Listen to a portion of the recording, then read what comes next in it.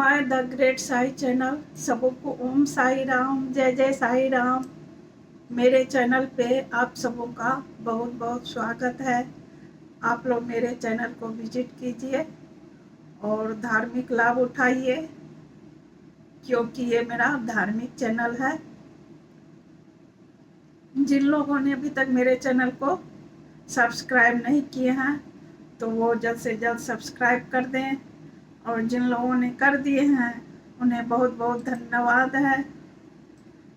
सिर्फ वो केवल लाइक और कमेंट करते रहें और उन्हें कुछ करने की आवश्यकता नहीं है। आज फिर मैं आप लोगों को बाबा की एक कथा सुनाने वाली हूँ, तो आप लोग वीडियो को शुरू से अंत तक जरूर देखेंगे, तब आपको जो है इस कथा की पूरी जानकारी हो पाएगी। तो आज मैं कथा में यही बताने वाली हूँ कि बाबा का नाम साई कैसे पड़ा, लोग साई बाबा कब से कहने लगे, कैसे कहने लगे। तो उसी से संबंधित कथा मैं आप लोगों को सुनाने जा रही हूँ। एक बार की बात है, औरंगाबाद में चांद पाटिल नाम के एक धनवान मुस्लिम रहते थे। उनकी जो है घोड़ी खो गई, तो वो घोड़ी खोजने लगे और खोजने के क्रम में आसपास के गांव में गए और 2 महीने तक वो खोजते रहे, परंतु उसकी जो घोड़ी थी नहीं मिली। तब वह चांद पाटिल जो थे निराश होकर के औरंगाबाद लौटने लगे। घोड़े की जीन जो थी उसे कांधे पर ले करके और लौट रहे थे फिर औरंगाबाद, क्योंकि उनकी घोड़ी नहीं मिली। तो रास्ते में एक आम वृक्ष के नीचे देखते हैं कि एक फकीर बैठा हुआ है। उसके पास कुछ नहीं है, सिर्फ एक चिमटा है और एक सटका है, एक कफनी पहने हुए हैं और सिर पर टोपी है। इसके अलावा और उनके पास कुछ भी नहीं है। तो वो फकीर चांद पाटिल को बुलाए, तो चांद पाटिल वहां पहुंचे तो बोले, क्या बात है, ये क्या है, इस जीन को क्यों कंधे पर लटकाए हुए जा रहे हो। तब चांद पाटिल बोले, देखिए मेरी घोड़ी खो गई है, 2 महीने से उसी घोड़ी को मैं खोज रहा हूँ और वो घोड़ी मुझे नहीं मिली, तो अब मैं लौटकर औरंगाबाद जा रहा हूँ। तब वो फकीर बोले, देखो उधर जाकर के पास के नाला जो है वहां देखो, कहीं मिल जाए तुम्हारी घोड़ी। तो उसे तो वो तो मन में सोचा, मैं इतना खोजा हूँ, नहीं मिली घोड़ी, अब क्या मिलेगा। फिर भी उस फकीर की बात को मानकर वो उधर आसपास में कोई नाला था तो वहां खोजने चला गया। जब वहां गया तो देख रहा है कि उसकी घोड़ी जो है सही सलामत है और चल रही है। तब वह उस घोड़ी को ले करके वहां से फिर वह फकीर के पास आया। तो फकीर चीलम पीते थे, तो चीलम सुलगाने की तैयारी कर रहे थे। तो फकीर बोले चांद पाटिल को, जो तुम बैठो। तो चांद पाटिल जो था फकीर के पास बैठ गया। उसके बाद फकीर जो है, फकीर को चिलम सुलगाने के लिए आग की आवश्यकता थी और साफी भिंगाने के लिए कुछ पानी की आवश्यकता थी। तो उन्होंने जो था चिमटा को मिट्टी में घुसेड़ा और निकाला, तो एक धधकते हुए अंगार जो है वो निकला। उस अंगार को वो चिलम पे रख दिया। उसके बाद सटका को भूमि पर जोर से पटका, तो उससे पानी का फव्वारा निकला और उस पानी से साफी को भिंगा करके और चिलम को लपेट दिया।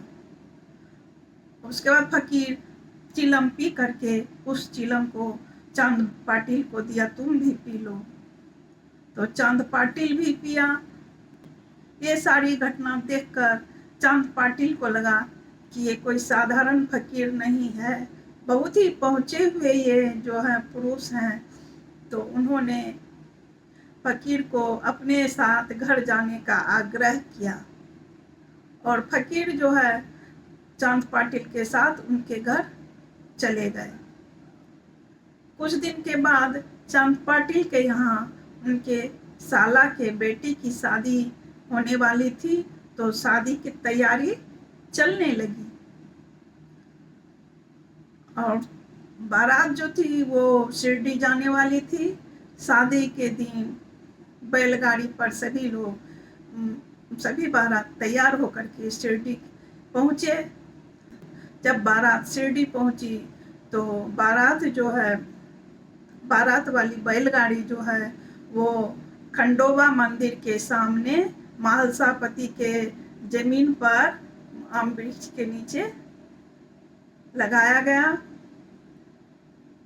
रुकी, बैलगाड़ी रुकी और वहीं उसको बैलगाड़ी को खोला गया। तो महालसापति मतलब वो खंडोबा मंदिर के पुजारी थे। तो उस समय जो थे आजकल के तरह कोई साधारण आदमी जो थे मंदिर के पुजारी नहीं होते थे। उस जमाने में मंदिर के पुजारी कोई योगी पुरुष ही होते थे, बहुत ही निर्लोभी और पहुंचे हुए पुरुष होते थे। तो महालसापति भी उसी पुरुष, महालसापति भी वैसे ही पुजारी थे उसी तरह के।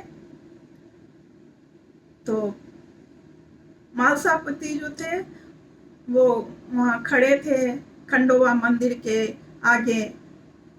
तो एक एक करके सभी बारात बैलगाड़ी से उतर के जहाँ शादी हो रही थी वहाँ चले गए, परंतु वो तरुण फकीर जो था वो उधर नहीं गया, वो खंडोबा मंदिर के तरफ जाने लगे।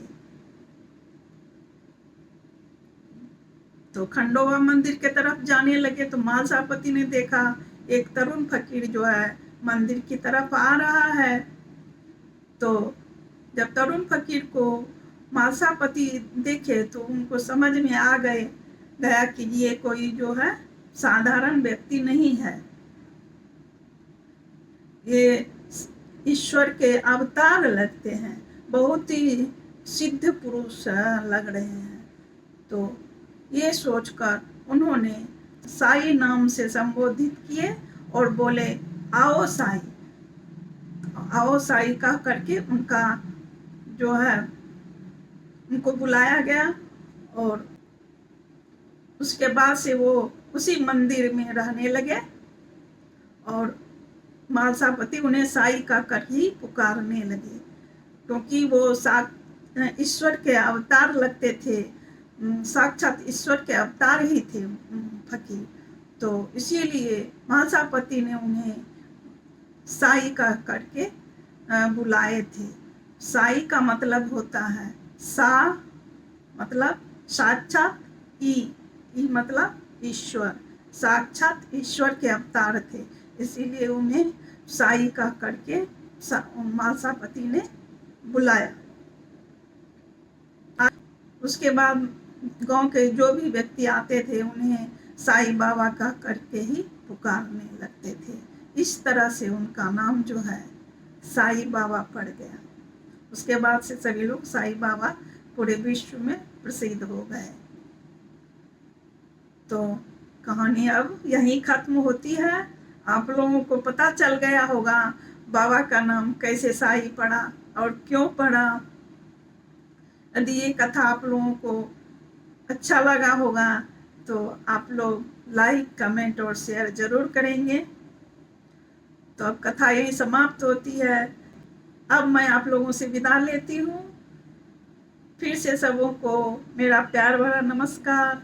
ओम साई राम।